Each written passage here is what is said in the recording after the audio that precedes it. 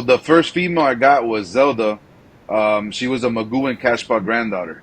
When I started with her as a foundation, I was always told by my mentor that the number one thing we're looking for is that structure. So Magoo line was very known for that, to have some real nice structures. They were doing great in the ring at the time. They were creating a lot of champions. The blood was going bananas back then. So I decided, I was like, you know what, this is a perfect blood to start off with. It's very consistent. So then a few years later, when we crossed Zelda with Muscletone's Prince, which would be another branch off of Magoo, which is the Casablanca line, he's a Magoo son.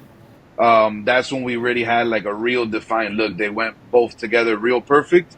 And that's the moment we knew we're like, okay, we got everything we want. It was that quick. Zelda had a lot to offer.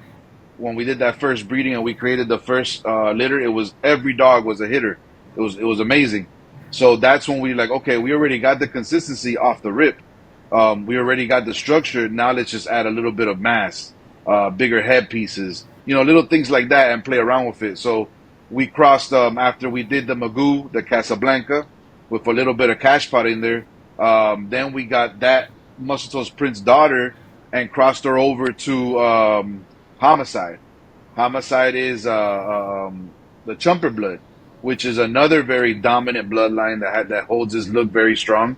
So when we put together that Casablanca Magoo mix that looked very similar to Homicide, Miss Try and Homicide were two dogs that you could put them together and they looked like they were brothers and sisters, but they weren't. They were from different bloodlines. So that's when I said, okay, this is a perfect outcross because they're two lines that are very tight.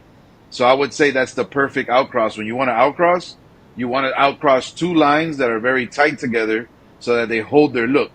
Because if the outcross has another outcross behind it, that's when it gets sloppy. You know what I mean? So it was a perfect crossing to do. From that litter, I kept three females. And then from those three females, which was Catalea, Little, and Xena, I started to do different crossings, different missions for different visions. So three different females with three visions at the same time, three generations. So at that point, there was no more bloodlines coming in, and then we just started using our own line breeding and line breeding and line breeding.